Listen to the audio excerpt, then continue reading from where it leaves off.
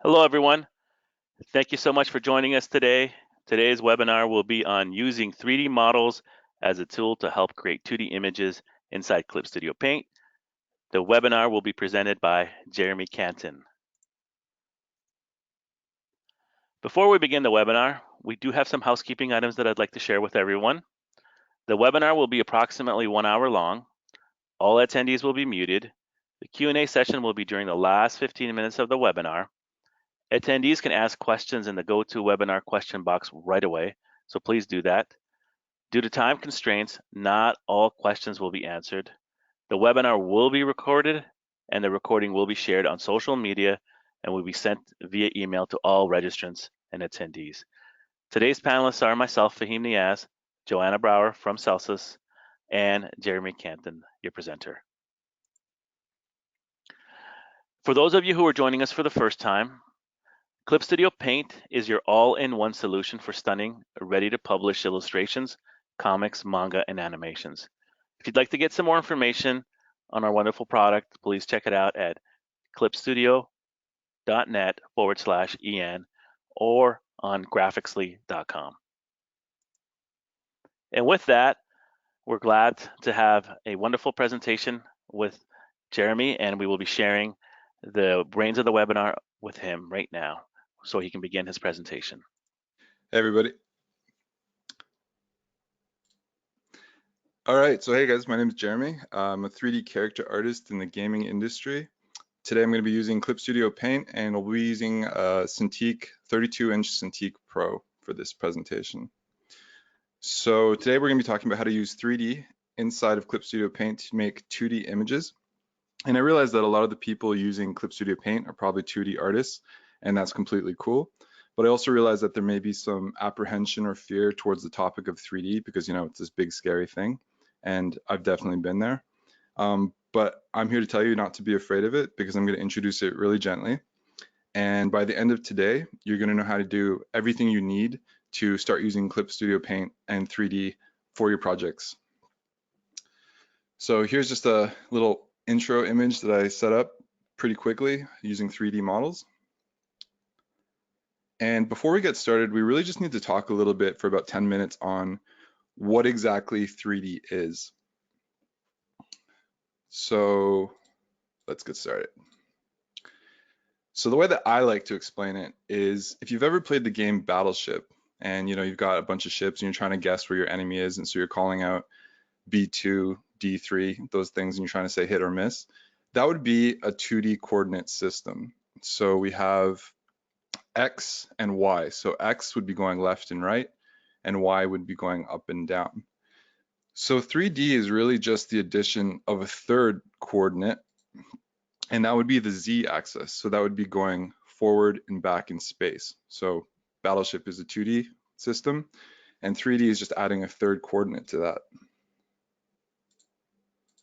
So you get depth, right? So before we had up and down, left and right, and now we have depth as well. So we'll be talking about how to do this, exactly what I'm doing right now inside of Clip Studio Paint. So this is a 3D model, right? It's got thickness. And you probably don't realize, this is just an example, that 3D is really just three numbers that make up a point in space, a coordinate. And you don't even realize that every day you're accessing this color wheel, right? But when you look at a color wheel, if you look at the sliders, you can go to RGB. RGB is just three numbers. So if I go to 0, black, all these are at 0. So you can actually represent color, believe it or not, in a 3D representation because you have enough data to make a point in space.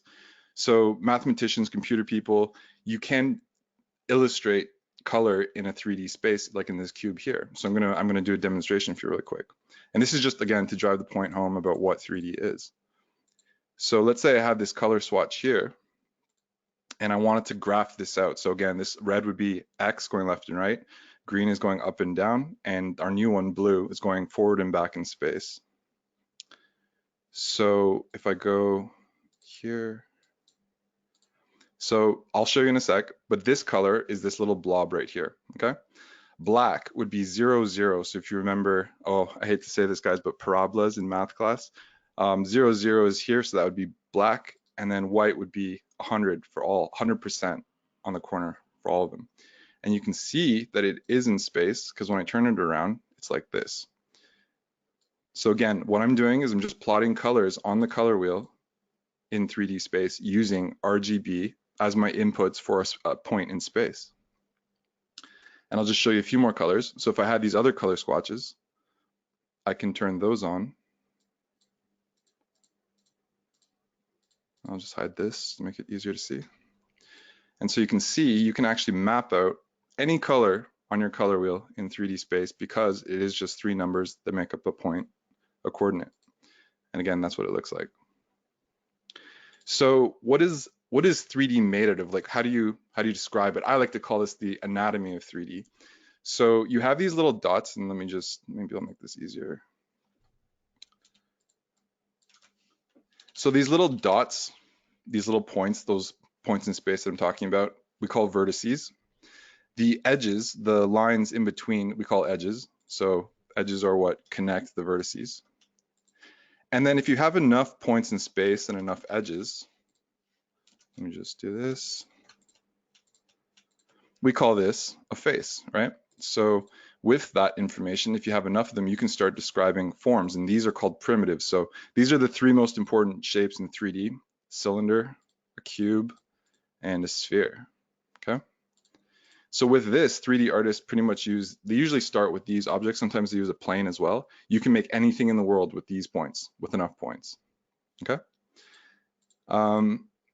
We have a term, and then again, this is just terminology that I want to throw out there because I'll be saying these things down the road, and just so we're all on the same page. On the left, we have what we call a low poly model, and on the right, we have a high poly model. And a poly, again, is just a face, so an area in between the edges. And basically, it's just a way to describe how many faces do we have. So on the left, there's not that many, there's 6. And on the right, there's something like a couple hundred, I don't know exactly. See? And you can tell the differences is really that one has a lot more resolution. It can describe a lot more form, a lot more subtly. So on the left-hand side, it's very jagged, right? So that would be kind of like your video game, maybe even your cell phone game kind of quality. And on the right, it's like cinematic 3D film resolution. It's just like really high quality stuff. You can get lots of detail. So I want to show you an example of high versus low poly. So I'm just going to switch over to a program called ZBrush.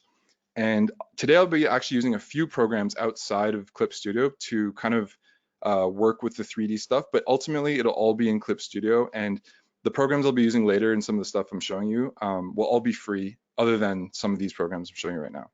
So this is one that is not free. This is a program called ZBrush. This is an example of a high resolution model. So we talked about points, right? Points in space. If you look at the upper right-hand corner, it says active points. That's how many points in space there are on this particular model right here. So right now, this is 605,000 points, okay? So just take a look. You can see the kind of detail that we can get out of 605,000 points.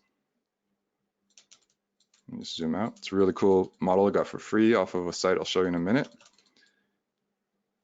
And if I turn on the wireframe, you can see what it's really made it up of. If we go in really close, oops, let's go up here.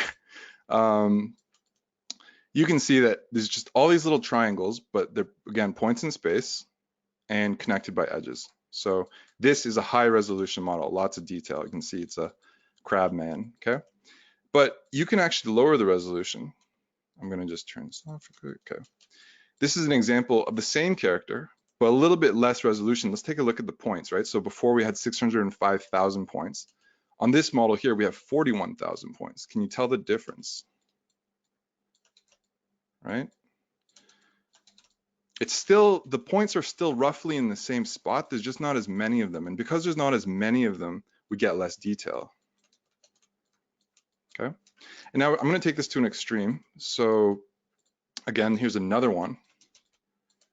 So from left to right, you can see that we're losing resolution. We're getting a lot less resolution. And then finally at the end, you can go really low and we get a guy like this. And how many points does this guy have? This guy has 882 points. So that's like less than 0.1% of what the original was. It's just very, very low, but still has the basic shape. It's not completely useless to us. You know, some games would still use resolution like that. But I'm just trying to explain that that is what we call high resolution on the left, high poly, and then low poly on the right, okay? And in general, you want it for Clip Studio Paint and a lot of programs, you want to try and actually keep it kind of low. You want to keep it low because this will really cause problems for your computer. And only really programs like ZBrush can handle the super high poly stuff. Most programs can only go, they can do it, but it'll cause you issues, all right? So that's that. This information, all these points in space and all this stuff, all this 3D stuff I'm talking about, 3D anatomy, is all stored in different file types, okay? So we have three main file types we're gonna talk about today. And this is important because when you download your free assets on websites, you're gonna see this stuff, and so I want you to know what it means, okay? So on the left, we have an OBJ, and this is like basic 3D model. I'll show you in a sec. This is just a model without color. It's just the anatomy stuff I was talking about. There can be color, but it's not inside the OBJ file. It's inside the MTL file, okay? Which we'll talk about later. It's not really important. Just know that OBJ is just the model, so the form of a 3D model. The FBX is a little bit more powerful. It's kind of beefier. You can fit entire scenes like a bedroom or a classroom, all that into one FBX file. Because the FBX file can store the model, the color, which you call texture, the materials, rig, bones, lights, and cameras. You don't need to worry about that. Just know that an FBX is a more powerful version of a 3D file. The other file that, these two are the most important, OBJ and FBX, because you'll see that everywhere. And they're universal across multiple 3D applications, including Clip Studio Paint. You can import, let me just remove this. You can import OBJ and FBX, no problem, into Clip Studio Paint. You're also going to find online one called STL, and this is really a file type used for 3D printing because, you know, 3D printing is a big thing these days, and so a lot of websites offer this, but it's not usable in Clip Studio Paint as it is. So today I'm going to show you how to use STL files inside of Clip Studio Paint using a program called Blender. We're going to convert it inside a program called Blender, okay? Free program. And then real quick, there are some other file types you're going to see out there online. But just know that it's not a big deal. You don't need to know this stuff. Just know that if you see these weird .lxo, .zt, all this stuff, if you see this online, don't worry. It just means that it's like a native file type to Maya, 3D Max, Cinema 4D, Blender, Modo, Lightwave. All these programs have their own file types. They open in those programs. And so in order to use it in Clip Studio Paint, you'd have to convert it. But don't worry about that. We'll just ignore those for today. We'll focus on OBJ and FBX. And then lastly, really, what are the advantages of using 3D inside of Clip Studio Paint? And I've kind of boiled it down to my four favorite. And really, 3D is just really good for duplication, so having tons of stuff. So if you want to do 1,000 books, that's like 1 minute worth of work. It's really easy to duplicate 1,000 books in 3D versus drawing that, it's a lot more difficult, right? You can iterate a lot, and we'll be showing examples of that later. And that just means that you can try different things. Like maybe I want the car on the left versus the right. You want to turn things around. So you can make a lot of changes. Complexity, I personally can't draw perspective super well. I'm sure it's not your strongest thing. Some people like drawing entire cities in one go. It's not super easy for me. So 3D is really good at that. It'll just do it. And again, leading to the next point, perspective. So in 3D, the perspective is done for you, which is kind of one of the greatest things in the world. All right. So really, I'm talking about 3D today, but just realize that it's just a tool. You don't have to use it if you don't feel that way, but it is there for you and it's great. Okay. So now let's just I'm just gonna close this. I'm gonna show you how to start from scratch here. Okay. So this is how you import things. So we're just gonna go to File, Import 3D Data. This is what today is all about. So this button right here, okay? And I have a few things set up. Let's go with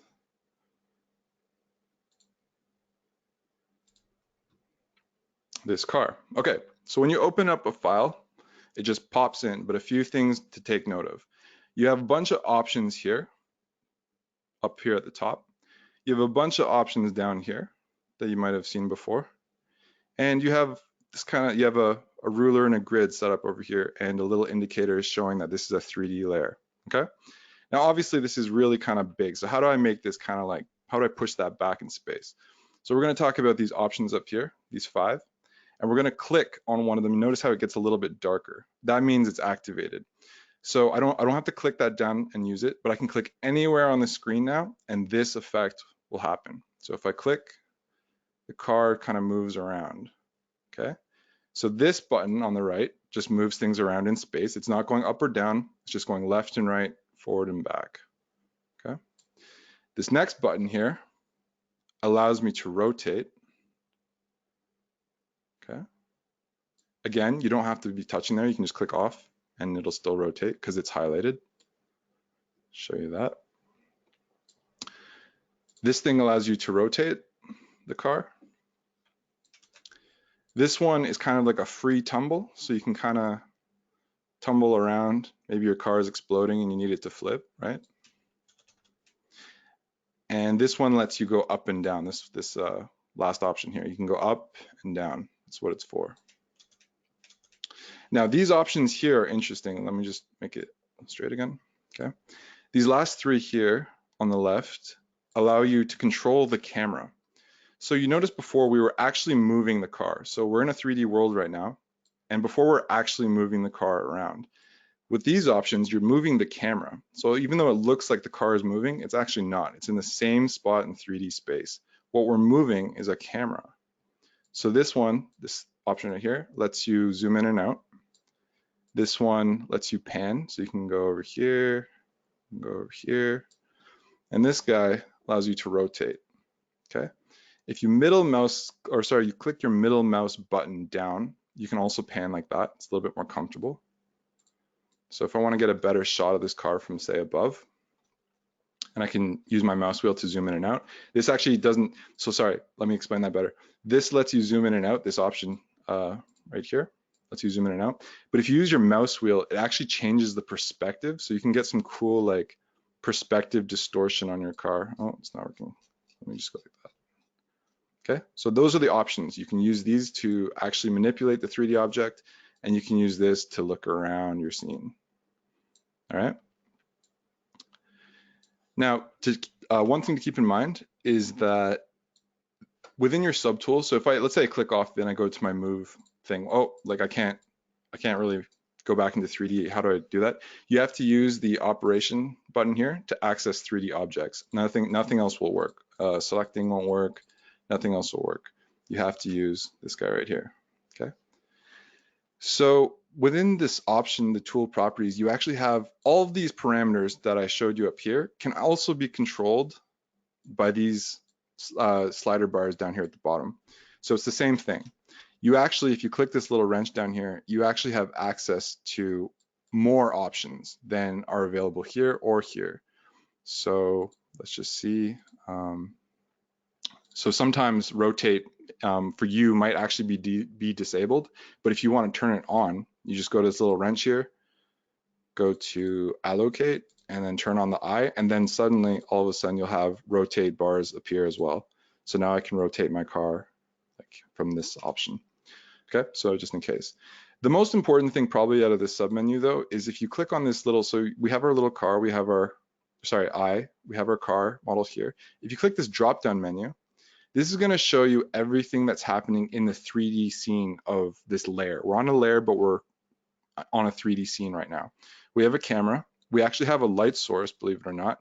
We have a grid, and we have our object. So if I hit this, we can actually hide that car.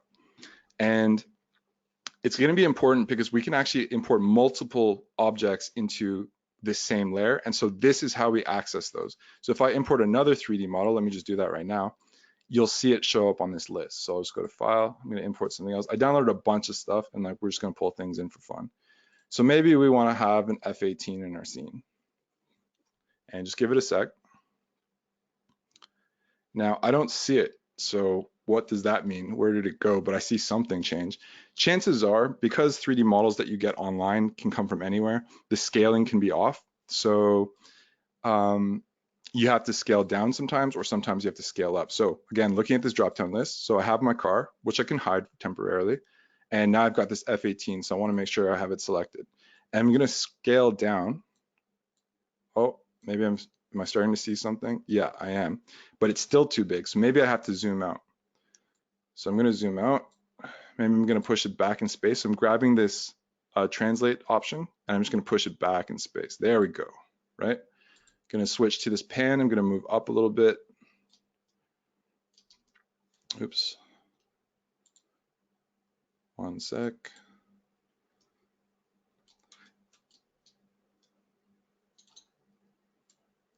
A little bit of a heavy model, so my computer is kind of chugging a little bit. Let me scale it down.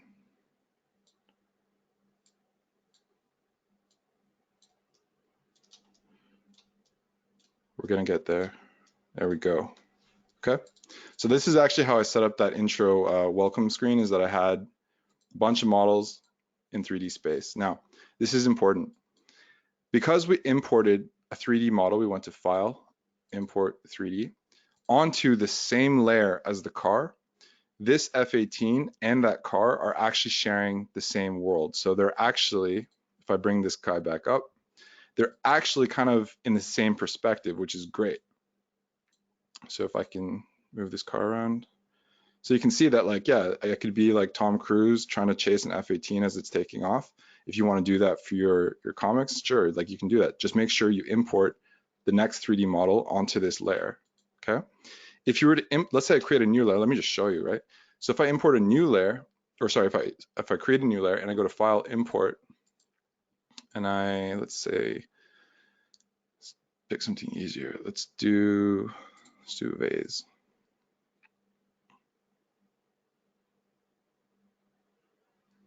Just give it a sec. If your screen went black, that's normal, just give it a sec. Okay, so you'll notice that this vase is not part of the same perspective. It's doing its own thing completely. And you can actually show that. See this little crossed out part? If you right click it, you can hit show ruler. And if I show ruler on the vase, this is the vanishing point. This is the horizon. This is the grid.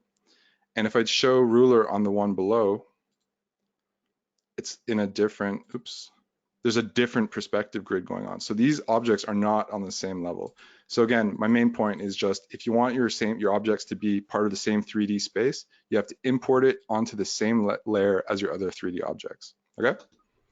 So that's the basics of that. That's just manipulating. Oh, actually, I should talk about these things down here. Basically, these options are for characters. You can deal with materials here, bones. You can, there's some preset poses that you can use. You can reset the initial pose. So this one will set it back to its initial pose. This will reset the scale. So if I did scaling like on the jet, this will set it back to what it was when I imported it, that massive jet. And this will reset the rotation. This is probably the most useful button on this entire part. This zooms in and it focuses on the asset I have selected. So if I have my car selected right now and I hit this button, it focuses the camera on that guy, okay? So that's probably the most useful thing.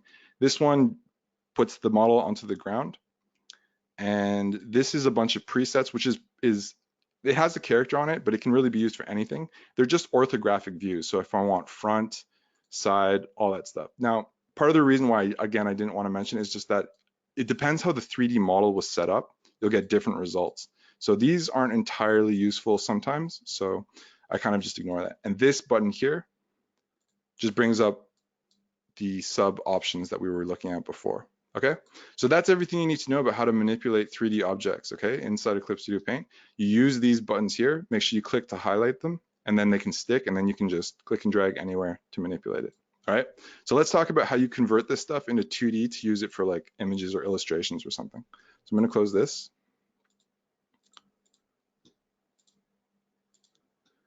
And let's just create a new one. I'm gonna file, import 3D data. Actually, I'm gonna open.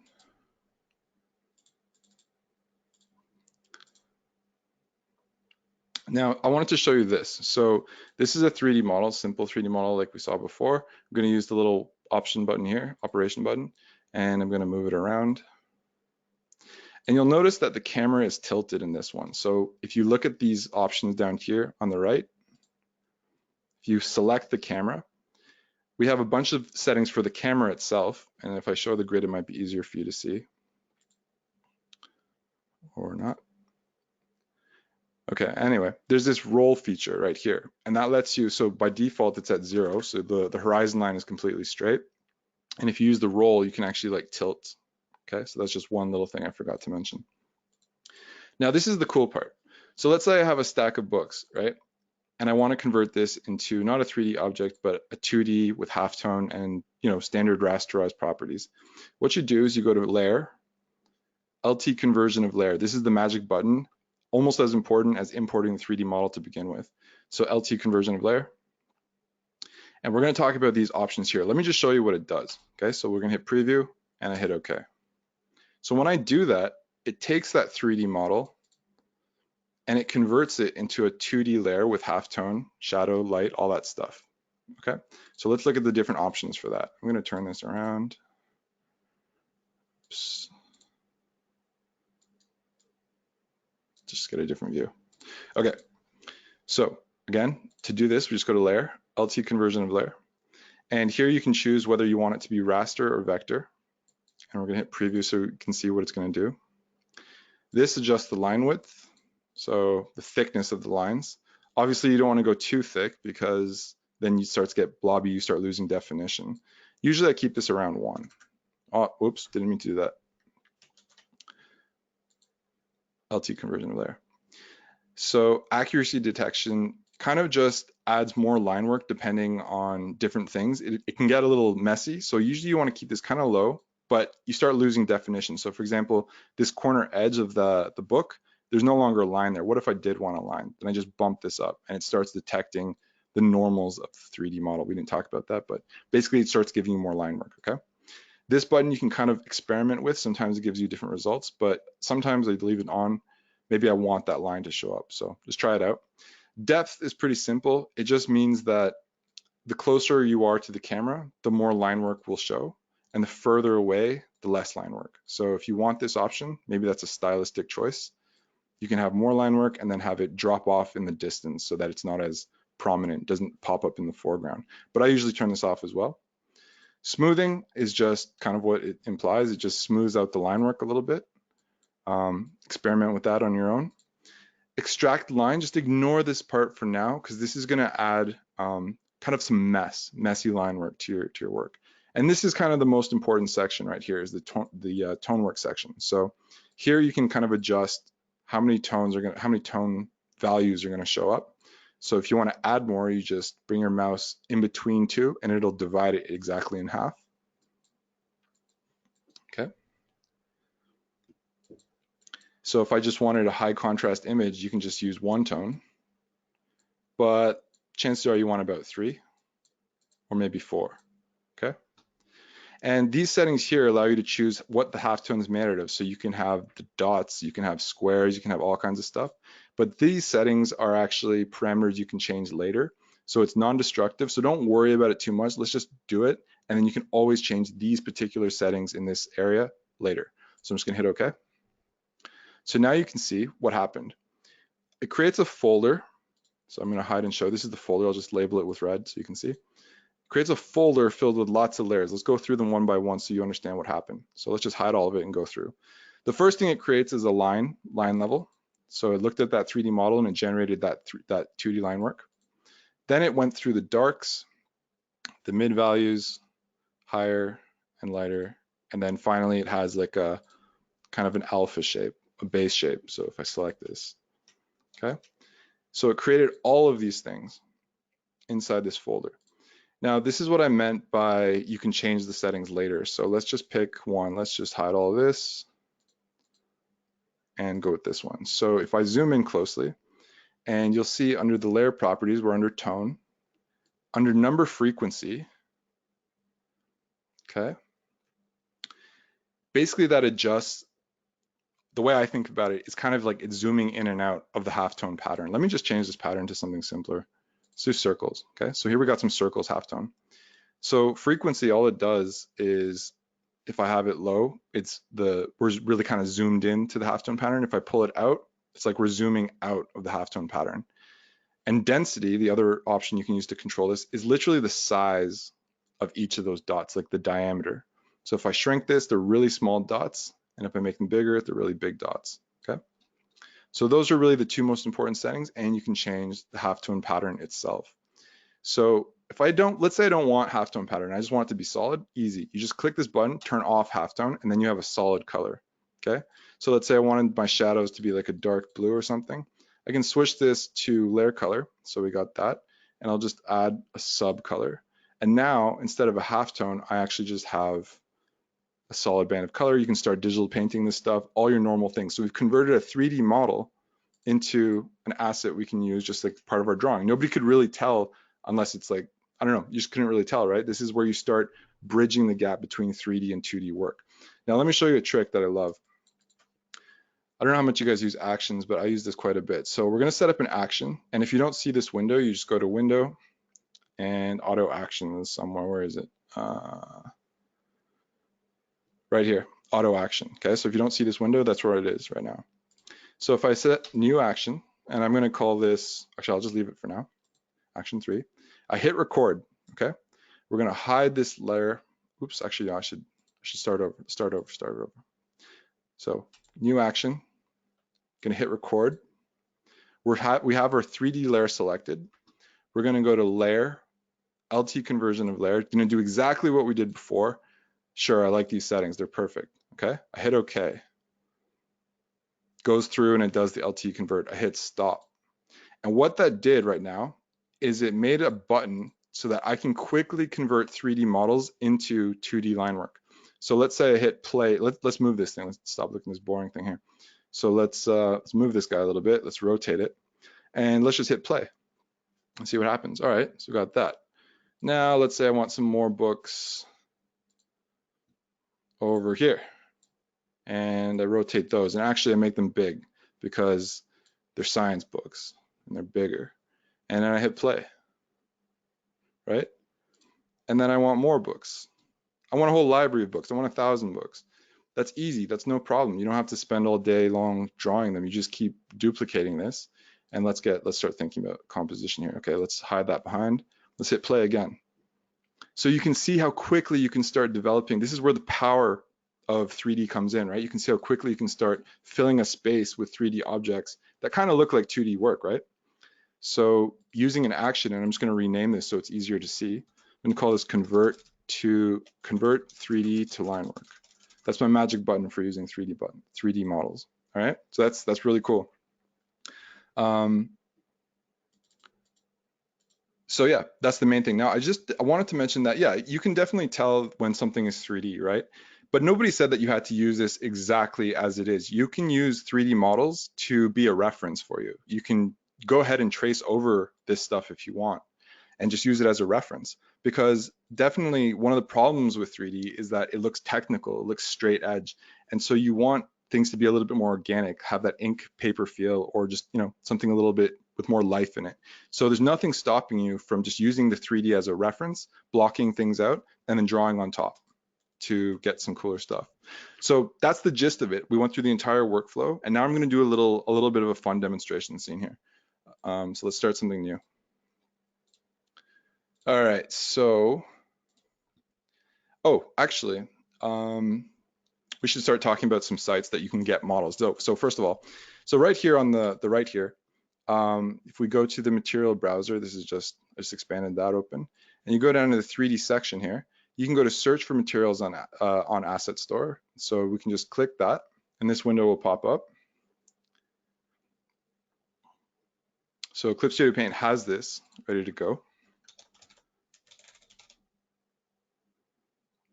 And so there's a bunch of 3D assets, and if you want to look for free ones, you can just go to Detail and filter Price by Free. So we'll just do that just to make it so that anybody can follow this if they want. So there's a bunch of stuff in here. Let's get this table. So let's just click that. And let's just download it. Okay, it says it's been downloaded.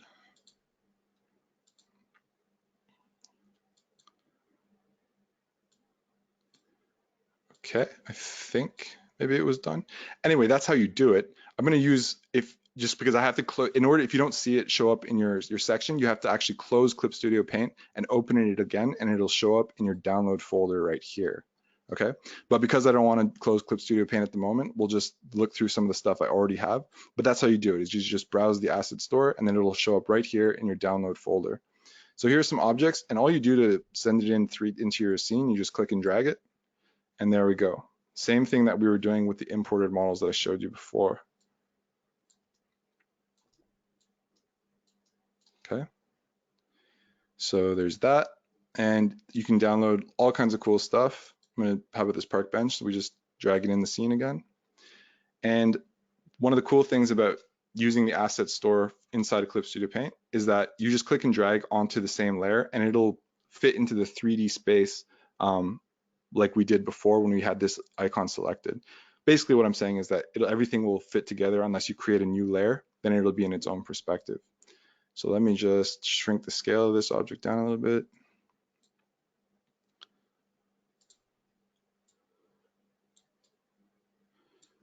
Sorry, my UI is a little bit cluttered.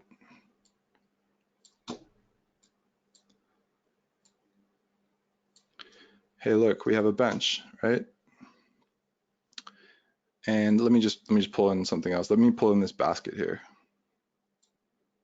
It's a really cool asset, and I'll tell you why. It's got something special on it.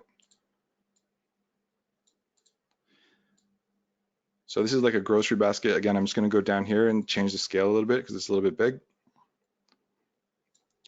Now, objects can actually be rigged, and sometimes objects from the asset store will be like this. You can click on this handle, for example. Oops. And down here at the bottom, this bones option, we didn't talk about this, but if you click this, you'll notice there's a slider because this asset has this set up.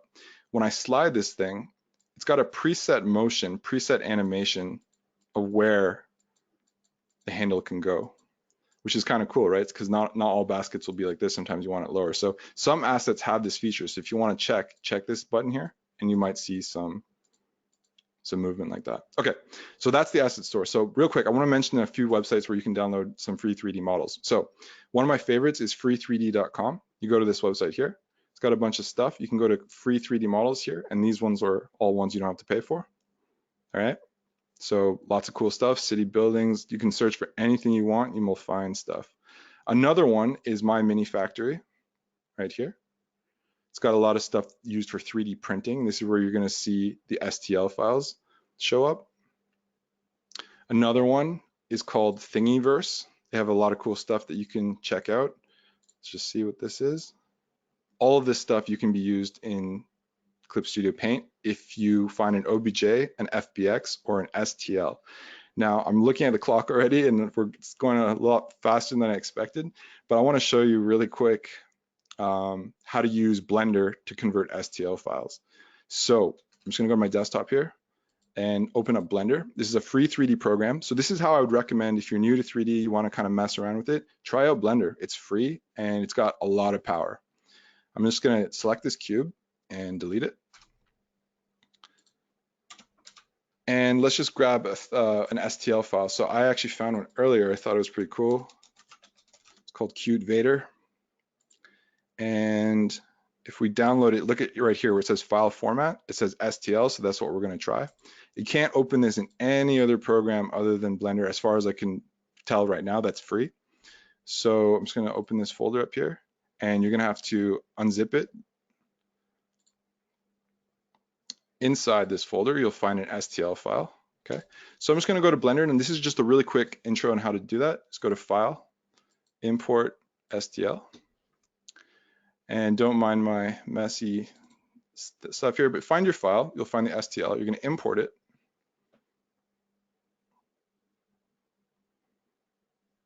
Okay. And where is he? Oh my God. Okay. So I'm just hitting the S key. I'm going to scale him down a little bit. This isn't a Blender webinar, unfortunately, but basically experiment it with it, and you'll be able to check out some of these options. So I'm just going to rotate it. Whoops. That is not what I meant to do. So I'm going to rotate him to be upright so he looks a little bit better. Kind of just want to center him a little bit. And then what you do, so this is an STL file. You go to File, Export, and OBJ. And I'll just save it somewhere. I'll call it QVader and export. So it's going to take a second because it's a big file. And now when I go back to Clip Studio Paint, I'm just going to close these real quick.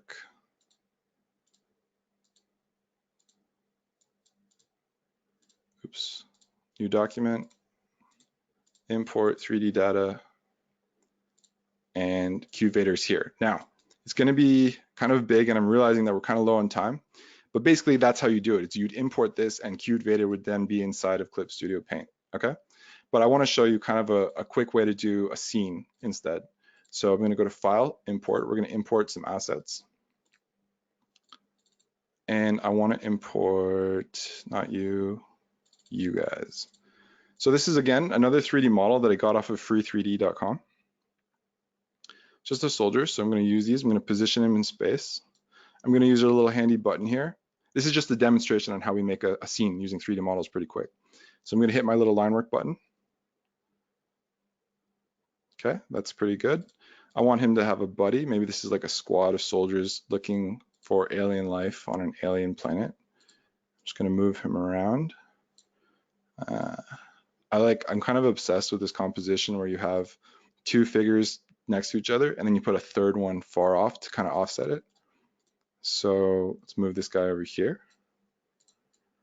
There we go.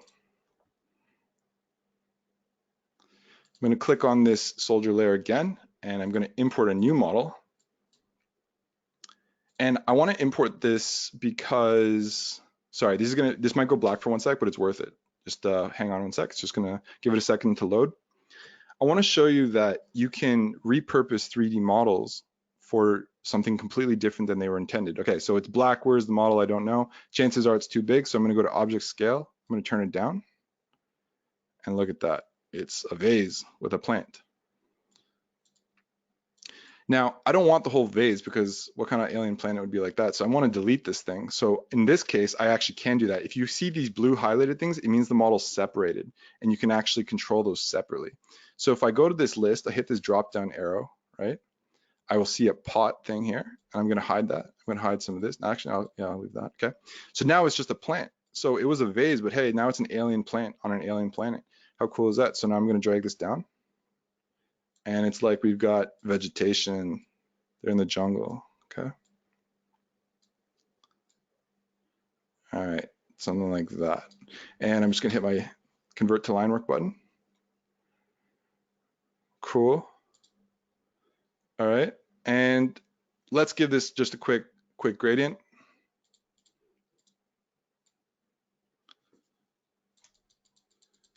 Let's give this a night sky, kind of outer space thing. Okay, I'm just gonna create a new layer. I'm gonna do some stars on this thing. I'm gonna hide this. And we are going to use this cool brush to make stars. I'm gonna break it up with a little bit of, oops, that's not right. It's too scaled up. Okay.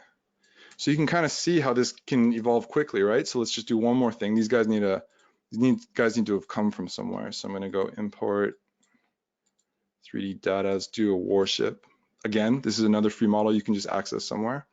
And again, I'm not saying that this is like the pinnacle of art or anything. I'm just saying that you can use this as a jump point to block in your scenes. There's nothing stopping you from drawing with or on top of this. Okay. I'm just going to scale this guy down. A little bit dense. I'm just gonna bring him up. This is a spaceship, guys. Too big, too big, too big.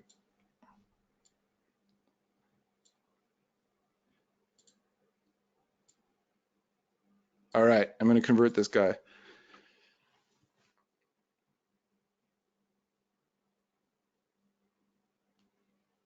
There we go. Okay, now you don't have to use halftone, right? You can totally use solid colors instead if you prefer that. Now, I have a few more minutes, so I'm going to show you that splash image that you guys saw earlier. So this is a scene that this is when I first discovered this whole technique and all that. I'll just show you really quick. What am I doing? I am going to, here, just give this a second to load. You might have seen this on the splash work. So I'm going to show you. So this is the 3D scene that I made for that image that I created. And I'm going to show you the same thing inside of Clip Studio Paint. So let's just close this. Oops. Let's go to this. Let's give it a second. It's a big one. Maybe I can slip over here.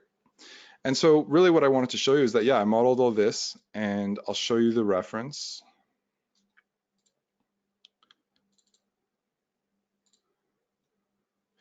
So reference is really important, guys. You need to look at real life for inspiration. You don't have to copy it necessarily. I'm just gonna go full screen real quick so you can see my references for this image. I was just wanting to do some kind of buggy. So I was looking at, really I wanted this idea of the exposed steering and exposed brakes and everything. That was super cool to me. So I did a lot of research, looked at a lot of cars, buggies, dune buggies in particular, tanks. You can tell I was kind of inspired by this hangar, Air Force hangar, lots of different stuff. And reference is really important. And this is kind of what I ended up with. It's not as detailed as those things, obviously, because I just wanted to simplify. But if you kind of look at this long enough, you'll notice that I actually, I won't say stole, but I was inspired or referenced a lot of stuff that exists in real life. And that actually just helps you learn about all kinds of things, design. Why is it like that? It must be like that for a reason. So everything, the amps, the radios, this is all my reference for this image. Even the food, just take a look, see what you can peel from it. And this is one of the most important things too, is I was trying to do somebody that was kind of in the zone. So I was looking at, this is Gabriela and Rodrigo, and you know, what does it look like when somebody is just in the zone, lost in the music? Is it just with their eyes closed? No, it's something else, right? You can just feel it. So just look at reference. You never know what you can find. And again, I was definitely inspired by the work of Machai Kuchiara. Awesome work. Uses that halftone pattern and stuff a lot. Kind of looks like Clip Studio Paint stuff. This was my initial test. I made a 3D object, converted it to 2D lines. This is the final image, how it turned out in the end as well. So you've kind of seen how we do a lot of this stuff today. And just some close-ups. Okay, so that's the reference. This is the scene itself.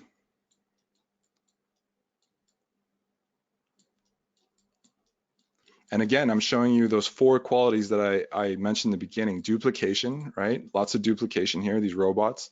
Let me show you really quick. I did a lot of iteration as well. I was like, maybe I want a robot walking up front here, holding a canister. Maybe that's too much compositionally. Maybe I want him looking there. Maybe I don't want this guy at all. You can play with all this stuff. Maybe I want a second vehicle, right? So all of these things, perspective, iteration, duplication. Let's say your client, you're doing some client work and they're like, you know what? We love this. This is perfect. This is so perfect. But can you rotate the car like 20 degrees to the left? That would be what we want. You know, that's what we're paying you for. And so if you drew that by hand, that would be a lot of work, right? To reposition this. But with the use of 3D, because you molded it once, that's a quick 20-second fix and it's done. The line work that I got from this 3D model was pretty rough, and I actually didn't clean it up, but you can definitely go around it if you wanted to and get perfectly laser clean line work. That was not my choice for this piece, but there's nothing stopping you from just using 3D as a tool. So that's pretty much what I can cover, I think, in this time. I'm ready to go for another hour, but I understand this is a 45-minute presentation. So yeah, is that good, guys? Am I actually, let me just open this real quick.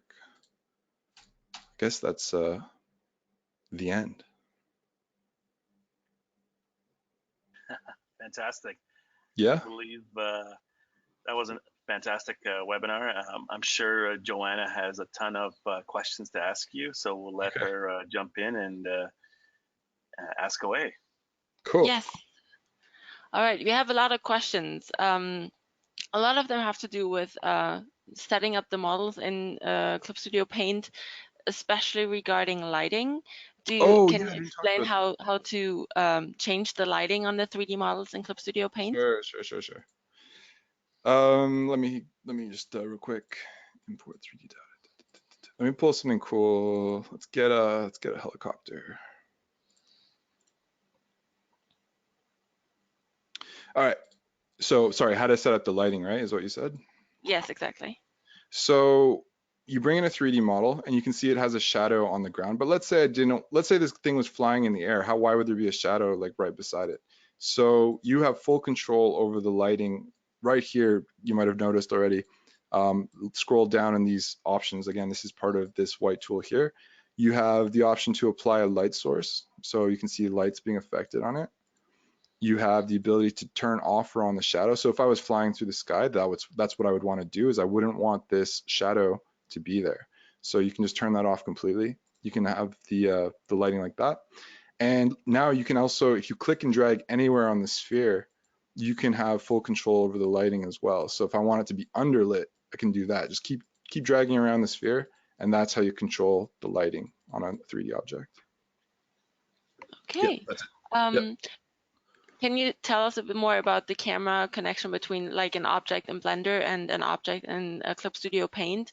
Do you have to do a special setup for that so that they match roughly? Sorry, the camera. Yeah, like you have the camera view in Clip Studio Paint, but you also have the camera view in Blender. Does the setting in Blender, for example, affect the cameras in Clip Studio? That's a good question. No, it doesn't. So right now we're looking at that grid, the XYZ grid that I told you in the beginning. So left and right, X, all that. And so because I positioned this guy at 0, 0, so 0, 0 is where everything merges, right? Because I put him at 0, 0, um, he'll be there. He just might be a little bit big. So I don't know. Nobody knows really exactly where the camera would be in. So the camera in Clip Studio Paint, I don't know where it would be in this Blender scene right now. I don't know where it would be. You kind of just have to play with it. It would be something, it would probably be positioned like this right now. It'd be something like that. So the camera, it won't be the same. It will not be the same. But you can kind of just figure it out as long as your object is on 0, 0, and then you should be able to find it because everything goes back to 0, 0. So I think it's possible you could import cameras with an FBX file. I haven't tried it myself. So yeah, so that's all I can say about that. Okay. Very basic questions because it's a bit hard to see. Can you explain the scaling and the camera movement in Clip Studio Paint again? Sure. The scaling. So let's say I have this same helicopter. Um, And again, this is just another option inside of this tool. This is at the top. The first one actually is object scale. So if I wanted to scale this object down, let me see if I can show, I don't know why the rulers aren't showing up. There you go. Oh, keeps going away. Okay. This is how you control the scale, is that you just use the object scale like this. So you just use the scale slider. Sorry, was there another part to that question? No, just the camera movement because the mouse, like what you do, is not really visible. So do you just drag your mouse when you? Okay. Yeah, so again, so these options on the 5 here control the actual 3D object itself. But if you want to control the camera, it's the one with these little camera icons. So you can click once, see how it's darker blue? It's kind of subtle. See how it's darker blue? That means I'm fixed on that. Anywhere I click on my screen will only affect tumbling right now. If I click on this one and I click anywhere on the screen, then it'll do panning. And then if I click this one and I click on anywhere on my screen, I can zoom in and out. So it really depends which one you have selected here. If you have none of them selected, so let's say I click off and I click like this, it'll still kind of, it'll always be on one of these options, I think. And so you just want to make sure you're clicked on the right one. It doesn't matter where you click, as long as you have the right property selected, then you can do anything you want like this. Okay? Okay, thank you very much. Yeah. Um, just a second. Sure. So I want you've to, used the function for importing 3D models through the file menu. yeah. Do you have like do you could you show what happens if you just drag a model in from the material palette? Sure. Yeah. So we actually we did that, but I'll do it again. So if you download something from the materials here, and let's pick some. This I love this thing. So I'm gonna take this is a 3D object, and I know because it says down here 3D item. I just click and drag onto my scene, and it immediately sets up a 3D space. So I'll show this. It sets up a 3D world for me, and I'm just gonna move it back away. I'm gonna move my camera out really quick, and I'm just gonna rotate it. And it's as simple as that. You just download assets from, you can, again, to find 3D assets, just click on 3D, hit search, and you can find all kinds of stuff right here in your browser. Okay, so like this helmet, actually that's pretty cool. Just download that, right? And then you just click and drag it into your scene. That's it. Okay, wonderful. You explained the importing objects and preparing them for Paint. Do you have any experience with how the rigging works for Clip Studio Paint? Do we have time? Because I wanted to show that. A little Yeah. bit. Okay. Let's do this real quick, guys. Let me just close it. I gotta close some stuff because my computer is getting a little slow. 1 second, guys. Just 1 sec. Okay. I did want to show this actually. I was worried about time. So let's say I import a model like a character. All right. So you guys might recognize this character here. Just give it 1 sec. Right. So this is a 3D model of some dude. And if I rotate him, right, like that's pretty cool, but like I don't like the position his arms are in. That's kind of, I don't know how useful this is to me, even though it looks really cool because his arms are like that. Well, what you can do is you can use a site called Mixamo. I have this set up here, and what it does is it allows you, this is a character I modeled for work, they let me show it here. What it allows you to do is upload a character and then it's rigged for you automatically.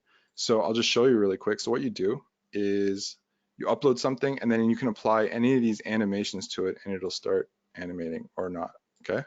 So you can start seeing it move. So if you want to do this, you go to the site mixmo.com. It's completely free. You just need an account. Just go to upload. So I'm just going to select a character. And we are going to go to, oh boy, where did I put it? Mixmo. Okay, so you're going to upload Iron Man Clean. This is going to take a second, but I'll just show you while it's loading. So what it does is I'm going to delete this. Once it's done uploading, I'll show you how to do this. But what it allows you to do now, so it's the exact same thing as I had before, except look at this. Now, oops, that's not what I meant. Now you can rotate individual parts, which is a lot more useful to me in terms of getting some cool posing or something. So it's about going to that site and just uploading a character and then it's rigged. Okay, so you can get a lot more cool stuff like that. Okay, no, it's still going. Okay, so once you've uploaded your model, you just follow these steps. It's really simple. It's going to say, where's the chin? There's the chin. Where's the wrist? There's the wrist. Elbows, something like that. Knees, something like that. Groin, something like that. That's all you need to do. Simple. Hit next. It's going to load. It's going to take a few minutes. So I'm going to tab back. And in the end, what you're going to get is a file that lets you animate characters like this. Sorry, not animate them, but move them around. So these are rigged characters. And this is the way I'd recommend to take any character you want and give it the ability to control it. Okay. Now, there's always the Clip Studio Paint models that you guys can use, and these are better. These are even better because they're rigged, what we call, sorry, I'm just gonna, actually I can't really show this. These are better because they have inverse kinematics, which means if I move this guy's wrist on this model here, sorry, this is not great. Okay. If I move his wrist, his entire arm will automatically animate and follow by default. If I move his ankle, his entire leg will follow. If I do the same thing on this Iron Man character, it doesn't do that because it's not as sophisticated as the defaults, but it still allows me to, I'm sorry, I'm having, 1 sec. There we go. It still allows me to animate it, but it's not nearly as sophisticated. So if I pick his hand, I don't think his whole arm is going to move with it. Or I guess it will, but it won't do it. See how it's moving the entire body as opposed to just moving the elbow. So this is not as sophisticated as the Clip Studio Paint one. So does that answer your question? So if I go back here, he's still rigging. It'll take a few minutes, but that's the gist of how you do it. Yeah, I think that's great. Thank you All very right, much. cool. Do you have like a preferred size for a document made in Clip Studio Paint when you want to import models? Does it depend on how big the model is, or is it just like your standard illustration size? How big is the actual Clip Studio file? No, I mean just the document, like in terms of size, like a DPI. Do I have a personal preference? Right now, Yeah. I've been working at about 300 reds, so about everything's been about 3 or 4K right now. Okay. Yeah. Yeah, Wonderful. I usually work about 6K. My this big one here, let's just see change image resolution. Yeah, this is 6.5K. It's pretty huge. The reason, real quick, the reason why I did that was because when you're using halftone, you want to be able to see these individual dots. If your resolution is too small with halftone, it becomes this blobby gray mess, and that's not good. You want to be able to see actual individual dots. So that's my reason. Yeah. Okay, and one last question regarding the ideal setup, essentially. How strong does or how good does your graphics card have to be to make a scene like this? That's a good question. So this scene that I made, this particular one, I'll just show you really quick. This scene here, I did it on a 980 Ti. So that's about, I think that card came out in 2015. So I don't think it needs to be too bad, but obviously a better graphics card always helps. Right now I'm on a 2080 Ti, so it's pretty beefy. It can handle pretty much anything. But you don't need that to make this. So again, I made this last year. It was 980 Ti. So yeah, I'd say something about that level at least. Yep. Okay, wonderful. And we did get the question once again. What's your workspace setup in terms of tablets? Right now I'm using a Wacom Cintiq Pro 32-inch. That's all I'm using right now. Yep. Okay, thank you very much. That's Thanks, all guys. for the question. All right, cool. All right. Jeremy, thank you so much for your presentation. It was wonderful. We learned a lot. Cool. Yes, and I'm sure there's a lot more to learn as well. So hopefully we can continue on in the future with some more 3D Sure. to 2D stuff. Yeah. Thank you for your time again. And thank you to the audience for their time, for sitting in and watching Jeremy do his thing. So thank you to everybody. If you'd like more information on Clip Studio Paint, please make sure to visit us at clipstudio.net/en, as well as on graphicsly.com. This webinar will be recorded and will be posted on our YouTube sites. There'll be two of them, 2 videos and 2 different links that you guys can check out. You can go check out our channel at Celsius Web as well as at Graphicsly. And for more information on Jeremy and just what he's up to, if you'd like to follow up with him with some questions or just to see what he's doing and check out his posts on social media, we've listed all of his handles there, so please make sure to follow up with him and follow him as well. And with that, thank you to everybody. Thank you, Jeremy. Thanks a lot, guys. Thanks for having me. Thank you.